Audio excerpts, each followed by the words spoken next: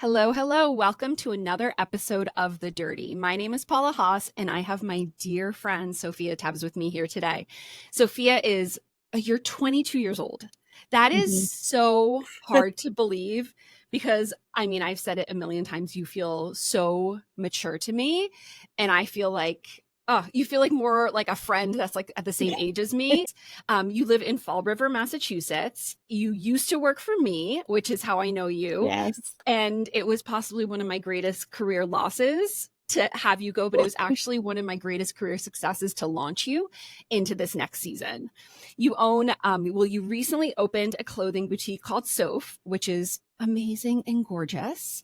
And you are all about spreading body confidence, sharing outfit ideas, and romanticizing your life.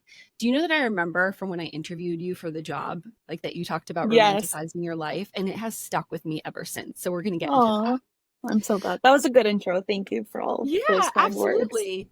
So tell me a little bit, or we'll tell our listeners a little bit about Sophia Teves. Am I doing this from childhood? Yeah, start where I know that's like vague, but so we talked a little Okay. bit in the pre-interview, and you have a very interesting story that's very different than a lot of people in Yeah. terms of what your childhood looked like and hmm kind of what you experienced. And I think that is a big factor of how it has like shaped you to become the woman that you are. Yeah. So when I was 18 months old, I was diagnosed with Wilms tumor. So I had my right kidney removed, and then I did chemotherapy, and I've been cancer free for I think this will be 18 years now, which Yeah. is awesome. 18 or 19. Um, Wow.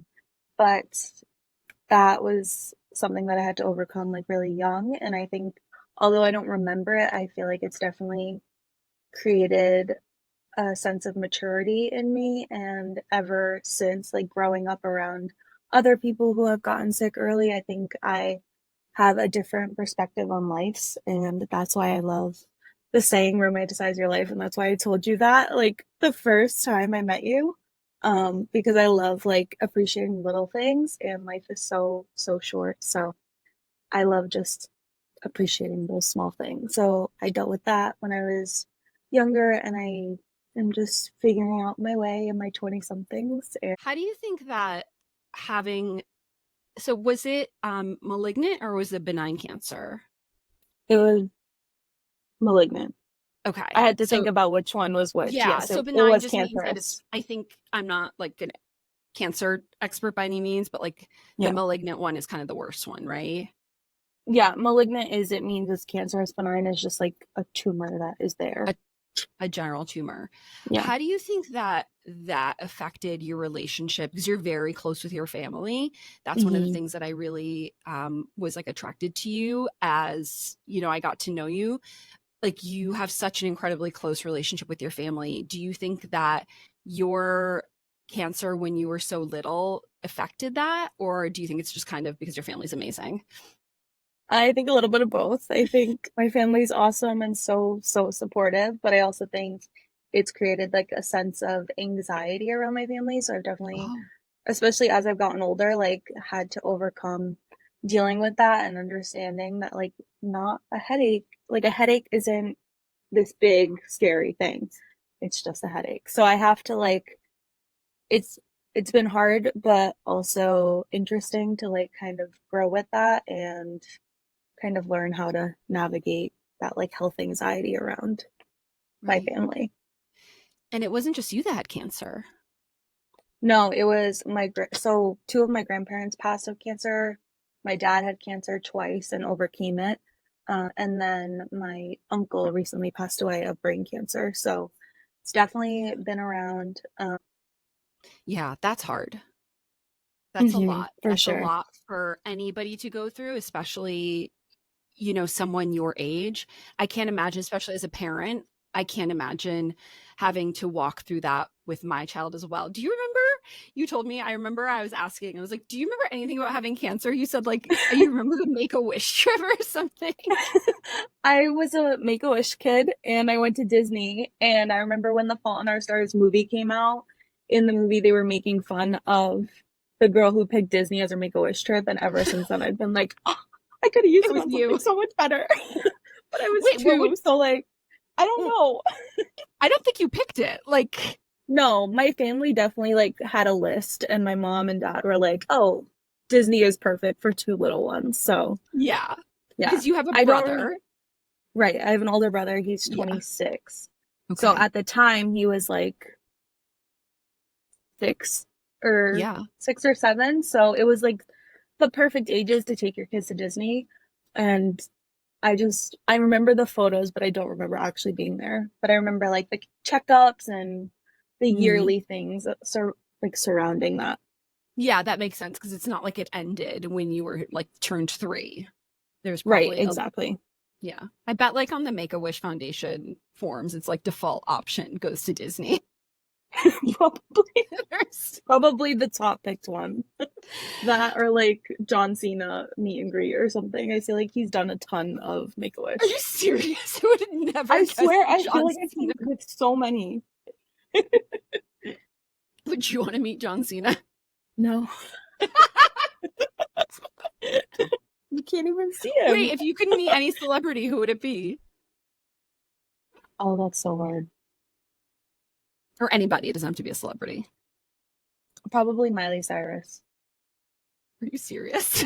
I My answer is love. Jesus. Oh, I'm so sorry. No, I'm so No, sorry. I thought you meant like a celebrity type of No, person. I know. I'm kidding. I'm sorry. Okay, Miley Cyrus, let's make it Yeah, happen. I'll tag her in this. here we go. Hey, Miley Cyrus, if you could romanticize Sophia's life for her, that would be absolutely amazing. Yes. Why Miley? I know she was very impactful I on your childhood, on your Yes, you know me and my Hannah Montana songs. I am obsessed with Hannah Montana still to this day, and I so just feel funny. like it would heal a part of my inner child. Okay. Okay, let's make it happen. So tell us, well, actually, I want to go back to the romanticizing your life thing. What Hmm. does that mean? Because we talk on the Dirty, we talk about all things wellness. So we talk about, of course, like physical wellness, which we're going to get into with you, but we also talk about like mental wellness and spiritual wellness. I had the only time I'd ever heard of like someone quote unquote romanticizing their life, it was like in a, inspirational quote or something, like Hmm. at Home Goods. Um, so like what is but then I heard you talk about it. I'm like, I think she gets it. Like I think she's doing it. Tell me what that looks like to you. That looks like to me, it looks like appreciating the little things way more than you normally do, or like the average person does. So like I had, for example, my commute to you when I was working for you, it was 45 minutes. And my version of like romanticizing that commute was like blasting the music or having a good podcast and getting a good cup of coffee and just like driving and appreciating the drive. Yeah. Because I feel like if you set yourself up, you're setting yourself up for success if you're like appreciating those moments instead of dwelling on the fact you have to drive 45 minutes. Yeah. I feel like because of the way that I mean, also because you were great to work for, but the way I started my days, like with the commute and with romanticizing those little moments, it just sets you up for a better day. And Yeah. I feel like life is so short, so why not? Yeah. Can And you I give us think like another example too? Like give us some ideas. so Stefan and we have like surprise date night. So we I love we Stefan so much. we take turns each month and each of us plans like one day. And it doesn't have to be a certain like price or anything like special, not special because everyone is special, but nothing like crazy. Yeah. And in the summertime, like we will literally pack a lunch and go sit at Boston Commons and have a nice like picnic, or like we'll go to Tate and just grab a cup of coffee and like enjoy each other's company, but we make it more special than just stopping for lunch or like spending time together. Like we really are present in those moments. Yeah. And I also love like I feel like part of that is taking pictures for me, whether you Yeah. post it or not. I think taking pictures and like filming the moment helps so much because then you can relive it over and Yeah. over again. So Yeah. yeah. And I don't know if this is part of it, but you are literally the best gift giver I've ever met. Thank you. Like you're I take pride so in my gift giving. I think what that comes back to, I think the way those two tie in together is you're an incredibly thoughtful person. And I mean that like to the depths of it. Like you care so much about people that you want them to feel special because you know how special they are. Thank you. I appreciate that. I love birthdays. That's one thing Mm, about me. I will take every excuse to celebrate a birthday, whether it's someone else's or mine. I feel like people don't appreciate them enough. And I think when you go through grief and you like realize how special a birthday yeah. is. So I especially love a birthday gift and seeing the person's reaction. Yeah. It just shows that you like thought about them, you listen to what they tell you.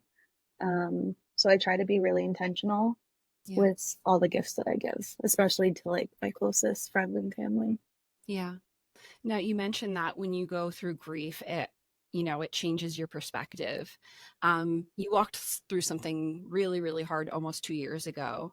And um, I consider it a blessing that, I consider it a blessing that I could have like seen you walk through it. Not that it happened, but Hmm. it was very, I hate the word inspiring. It was like very interesting and humbling and I guess inspiring to like see the way you walked through it. Can you tell us what happened 2 years ago?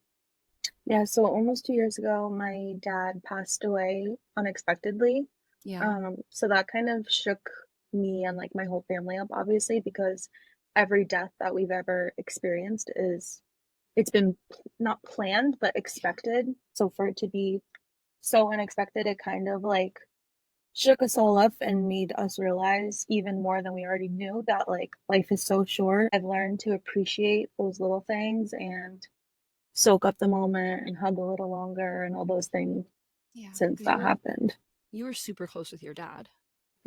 Yeah, we lived Yeah. together at the time, so it was hard. It was hard to go through that, but my family and my friends and you, like, that was there is no other boss that would have like dealt with that the way that you did. So I Yeah. appreciate that. I've told you that before, but like I know. I really do appreciate that.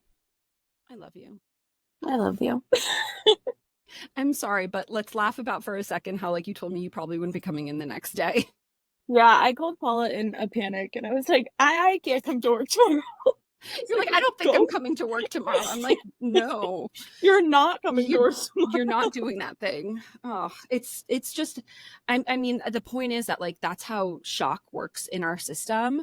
Emotional things happen, how much like it impacts our body. And I think about that sometimes about how your body reacted and just went into shock in that moment. um I'm so I sorry think that you you had to black walk through out. that. Did you think you did? I think I did, yeah. Yeah. For not necessarily like the whole time, but I Yeah. think there's moments and pockets of like those first few months that I genuinely like don't remember. Like you couldn't tell me who was at the service for Mhm. the most part. Like I don't remember a lot of it, and I think that's like our body's reactions of Yeah. like our ways of coping to Yeah. some degree. But yeah, I called you. I barely remember what I said when I called. But I agree that your father passing was like this pivotal kind of tipping point for you. How do Hmm. you think that your perspective on life, I know you said it, like you hold on to people longer, but how has that changed the way that you live your life, the way that you live your career, the way that you function in relationships?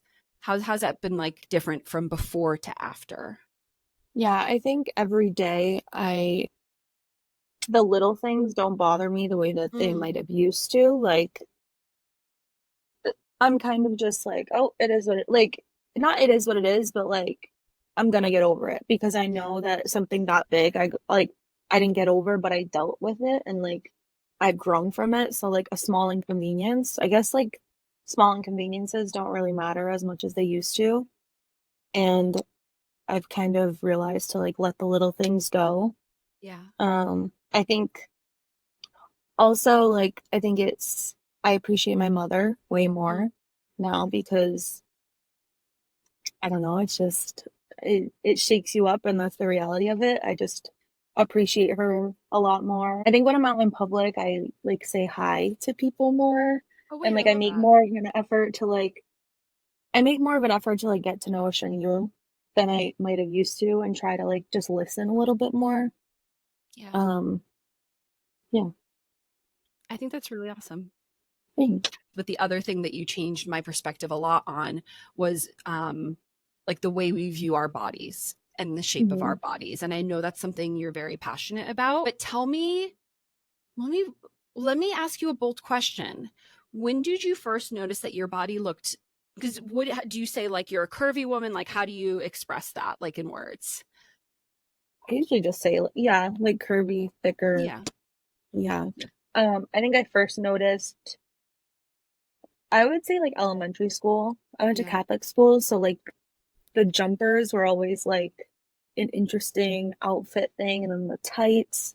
Tights as a bigger girl are much Mm, more annoying, I feel like. So I feel like it started early on, and then also from my surgery, I have like a pretty large scar. It's like at least like 12 inches long. So I feel like that is like a daily reminder of it. It used to bother me as I was younger, but again, like as I've realized, that scar is the reason I'm here because without that scar, I wouldn't be here.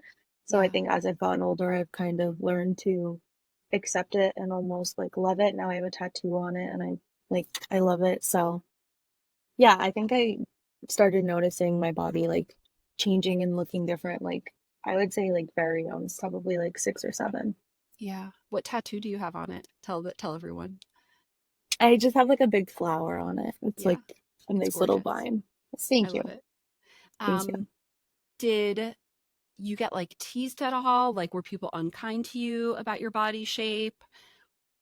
So when I was in middle school, there were girls that like wrote on the bathroom stalls, What? and there, Oh wait, you told me this. Wait, tell yes. the listeners. So in like fifth grade, there was a few girls that would write like Sophia is fat or like Sophia is a know-it-all, and then like Oh, left you are one know it blank, all, but I love that about you. like left one blank to fill it in for someone else to fill it Oh, in. So like that was rough in middle school. So middle school I dealt with it. High school, not at all. uh-huh. If anything, high school is like everyone was pretty nice. Yeah, Um, I also feel like as I was in high school, like around that time, everyone started talking about body yeah, confidence and all that stuff and like social media, just like stuff was kind of starting to change, whereas when I was younger, it wasn't yeah, necessarily always like that. Um, but yeah, had the bullying phase or season of my life, and yeah. we're here. It's fine. How did that make you feel when you saw that on the bathroom stalls? How did that make like little Sophia feel? I think it made her embarrassed and just like sad. Yeah, But my mom is like a saint yeah, and is so good about she was always so good about never making me feel like I should look a different way. Every time I came home and cried about it, like she was always like they're jealous or they're this or they're that. Like it's not a you problem, it's a them problem and they yeah, just can't accept who you are. yeah, Um so my mom was a really important person in that season because I feel like without her I definitely would have had a different thought process on it. yeah. I think you've helped me so much because I realized, like I mentioned in the beginning of the interview, I forget that you're 20 years younger than me. Well, like 18 years I forget younger. it too. I know, but what's important about that, like how that's relevant is we have different body shapes, right? You and I. But I am, and ever since like, especially ever since I have kids, I'm definitely not skinny, skinny, right? Like, and Hmm. I carry my weight in my hips, I carry my weight in my butt, and that's like more of a trendy body type. I mean, because body type trends, they do come and go. Hmm. But like 15 years ago, that was not like a trendy body type. And especially when I was, for instance, like your age, when I was 22 years old, like it was that Paris Hilton, Nicole Richie, super low rise jeans. Like if you're a size 4, or God forbid a 6, oh, you might want to, Right. try doing a diet. Hmm. So you have it didn't occur to me when I'm asking these questions that you grew up in a completely different culture than I did. Hmm. And that's hearing you talk about that, I mean, over the years that I've known you has been super healing for me as well. So I want to thank you for that. Oh, thank you. Yeah. Like, I just feel like sometimes we think that we can only learn things from people that are older than us. Mhm. But I think there's something to say that different people from different generations have grown up in different cultures. And though Right. I've seen the culture that you've grown up in, you've absorbed the culture that you've grown up in. Mhm. And I can, like, now I can't tell you how many times I've looked at my body and my initial like thought is like, oh, and then I'm like, no, no, like, this is the way God made me. Like, Mhm. this is good. This is it. So thank you. Of course, you have to retrain your mind. It's a lot Yeah. of retraining Yeah. your mindset. How do you do that? Kind of what you said, like, catch yourself when you're speaking negatively. I think, like, oh, I don't know, like, if I am looking at my body and I'm like, "Oh, I really don't like my stomach." Like, Yeah. I am healthy, like, I'm here. The stomach is just a stomach. It's not like, just not to focus on little things as much and kind of retrain your mindset to when you're starting to talk in that way to kind of change the narrative, or Yeah. if you're absorbing social media content that is praising a body that looks nothing like yours, to maybe stop consuming the content. Like, Yeah. just retraining and, like, catching yourself when you get in those mindsets. Yeah. And I think also what I've gleaned from you and that I've been trying to do is like stop categorizing good bodies and bad bodies. Mhm. I think that's the Right. core of it, right? Yeah. Because That like bodies are bodies. yeah, bodies are bodies. And Mhm. I think like our society and even somewhere in the back of our brains, we have what I mean, it's like why the body positivity concept exists in the first place. Because if there's no categorization of a good body or a bad body, we wouldn't need body like there's no like eye color positivity movement. Right, Right. exactly. Everyone has an eye color, and that's how it is. It's not Yeah. one's better than the other. Like, Yeah. it's just your eye color. Yeah, exactly. Yeah, so that's something I've been trying to retrain myself is stop people's body types or body types that I see or my body type in a bucket. I don't like that. Right. Is there anything like ridiculous that people have ever said to you about like your body or like what is something that like completely rubs you the wrong way? Yes, I've had so many people comment on my social media being like, "I wish I had the confidence," or "I wish I could wear that," or like, "Props to you for wearing that." Like, why? Like, it's Yeah. almost like I'm brave for wearing an outfit Yeah. because of the body that I'm in. Like, I don't know, Yeah. it's just it's weird, and it the intention is there, but it comes off so badly. Yeah. Yeah. Or people that look like just like me, and then they're like, "Oh, I could never." Oh, Like, I think again, like we need to stop putting people in buckets. right. And I Yeah. think there's a misconception around, like, bigger bodies too, that bigger bodies aren't necessarily healthy. Tell me about that. So I feel like I've seen comments on social media, not on my post because everyone's generally nice on social media, but, like, a friend who is a bigger girl, and she goes to the gym, and she'll post TikToks and everything, and there's comments on her videos, like, berating her because she's at the gym, but it's a catch-22 because I feel like if you're a bigger girl and you go to the gym to work out, not necessarily because you wanna lose weight, but just to be healthy in general, and maybe Yeah. those are the benefits of that, but they're making fun of her for going to the gym, but in the same breath telling her to work out. Like, Right. who's to say she doesn't already work out, and why can't she film herself working out the same way a skinnier girl might be able to?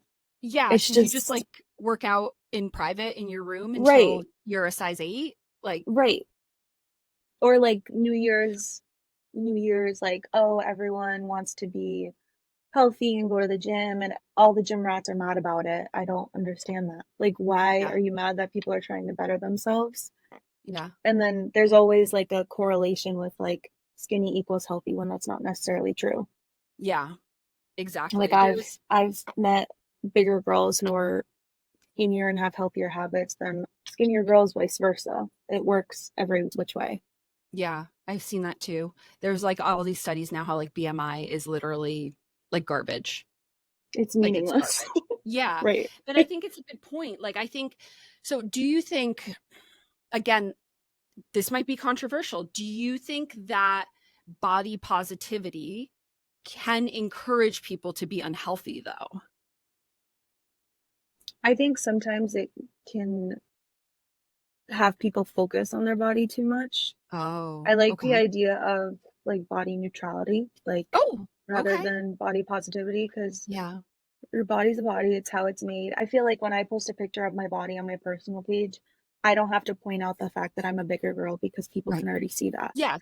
I feel what you're trying to say is like when you focus too much on one thing, like body positivity, for instance, Mhm. I feel like it takes away, like we talked about, from the other positive things about you. When you make that your entire identity, it can take away from the other amazing things about you. It is what I'm saying. I feel like when you make it like your personality, it's almost contradictory Yeah. because it's like I'm not different because I'm not different because I'm bigger, but then people focus on the fact that they are bigger throughout Yeah. all their content. And I think that is toxic. When I follow people that have the same body type as me and I start following them, like I like to see someone in the same body type as me, but when they start focusing on the fact like we are different, plus size girlies unite, like all these things, Mm, like it's almost like an uncomfortable thing for me because I feel like why are we focusing so hard on the different thing? yeah. Like Yeah. why can't we just post and not talk about our size or post and just be Yeah. instead of like I think it's important to like acknowledge it and Yeah. be a representation for it, but I Yeah. don't think that all of it has to be focused on that simple thing. Yeah. It makes me think, um, going back to the like, oh, you're so brave to wear that, because I Hmm. talk about mental health issues and having panic attacks and dealing with really bad anxiety. Again, people's intentions are good, but they're like, you've achieved so much. Like, you're so brave to walk through a deployment with having a mental health issue. Like, you're so brave. I'm like, well, what's the other option? Like, this is who I am. Right, Like, I've tried. Trust me, I have tried not to have anxiety. right. We're here, we're going to live with it. It is not all of me. There is so much more that makes up I me. agree with you that like the you're so brave thing or you're so strong, like what's the alternatives? There's Yeah. to not be, and then that is just worse than being Yeah. strong. So Yeah. it's I'm just just going to go cry in a corner. right. It's impossible. You can't do that. You're a mother. Like, Yeah, you can't either. Like, you have a life to live. It makes me think, like the most useless thing that people have been saying to me recently. I'm sorry if anybody's listening to this and they've said this. They say, "You've got this." oh, yep, Thank I you. do. Not Yeah, how sure do you what the respond to alternative that? is. Right. How do you Yeah. respond to that? Yeah. I'm just like, thank you. Because I know their Mhm. intention is fine. You know what I mean? Right. Like, I know their intention is good, but yeah. It's hard with that stuff because you know the intention's there, but they've never dealt with it firsthand. So you Yeah. know they don't know what to say. So you Yeah. want to appreciate it, but you also just want to yell at them at the same time. Yeah. So that's what I was going to say. I was going to say that's one of the things that I think, again, like attracted me so much to you is you've never acted like you had anything to prove. Like, your identity to me has always been Sophia is exceptionally kind. She's like the sweetest, most loving, like considerate woman in the world. I love my team right now, but like my office has never been as clean as and like organized as it has been when you have been with me. You are so encouraging. Like, you make me laugh. And it's just like, I think that's like what the quote unquote movement needs to come to. I think that's like what we're both getting at is like we need to focus on the whole person rather Hmm. than, and I like that how you said like body neutrality. Yeah. Thank you. I We appreciate that. I love you. I love you. You're amazing. You're Now, amazing. so you recently have launched Soph, Yeah. and I'm laughing because when you sent me a text message explaining you were launching Soph, you're like, I have What some did really big news. I'm like, what? didn't you think I was pregnant or I was getting No, married I or thought you were something? engaged. Oh, yes, yes, But yes. I would have taken pregnant as well. I would have had a stern talk with you. Not happening. I was like, oh my gosh, she's engaged. And you're like, I'm opening a boutique. I'm like, that's cool too. I mean, That'll do. It's fine. um, but I do think, like, again, with the whole body positivity, body neutrality, you've always expressed to me that it's been challenging to find, and you're like such a stylish young woman, like your home, your clothes, like everything about you. I'm just like, I want to be like Sophia when I grow up. Thank But you've you. expressed to me that like it's been hard to find clothes that like Mm. you love and that you feel really good in and that like are the same for, you know, a very petite woman and for a girl that or a woman that is, you know, curvier. So tell me like the vision behind Soph, because I've never seen anything like this before. And of course you are a trailblazer. Of course you are. And I want to hear Thank more you. about it. Thanks. So I've always thought about it and it never felt like attainable, Mm, honestly. And I always used to say to like my best friend, like, oh, it would be so cool if I opened a boutique one day. And I always wanted to have like bigger sizes too, because the narrative around boutiques is like smaller sizes, very expensive. And that's just always what we think, or at least me, that's always what I thought of when I think of a boutique, because that's really only what I've experienced with a few exceptions. So I always kind of thought about it. And then in November of last year, the opportunity kind of presented itself to take over a space that was already a boutique. So I had already finished cosmetology school. I had quit clean and dirty, and I was kind of floating around trying to make jewelry and all that stuff. And I was like, you know what? I have the time. I have the availability to do this, so I'm just going to do it. And I had 23 days to put the space together after I got the keys, yeah. and I did it, and it's been so fun. Um, and yeah, I love it. And it's small to 3X, so basically not every item is like available in small to 3X, Mm-hmm. but my goal is that everyone who walks in has an equal shopping opportunity. I love that. And it's kind of the idea of that body neutrality. There's no like plus size rack or like mid size rack or whatever you want to call it.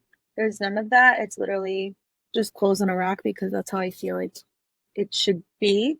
Yeah. Um, so it's definitely like an uplifting space, a welcoming space. And yeah, I love it so far. It's been really fun. If anybody is listening to this and doesn't follow Sophia on Instagram or TikTok, you documented every single day I of did. opening up this boutique, and it was like it was so fascinating to watch. Thank Are the you. videos still up?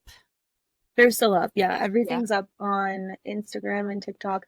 I do want to I do want to like let me restart that. I do want to cut everything together and make it one Yeah. long video and post it to YouTube. But yeah, everything's up on Instagram and TikTok. That would be really cool. That. I think that's a really cool idea. What are your handles on Instagram and TikTok so they can follow you? Instagram is at shopsoph.ma, and then my TikTok is at Sophia M. Teves. That's awesome. And you launched like 6 weeks ago, was that right? Or five? No, March 9th, so Oh almost 4 wow. weeks ago. Oh, okay. Yeah, it's only And been 3 weeks. how, how's it been? It's been awesome. Opening day was insane. The Yeah. line wrapped around the whole store. I like tripled my goal in sales for the day. It was crazy. And since then it's been like pretty steady, which I'm very grateful for. I have like a lot of events coming up.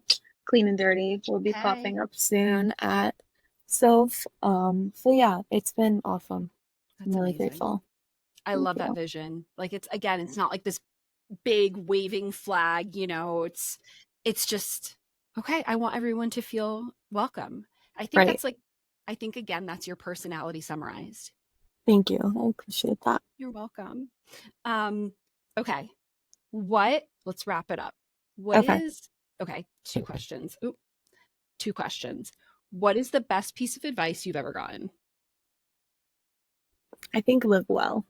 My What is that? dad's um wait, what were you I gonna was gonna say? say, what does that mean to you?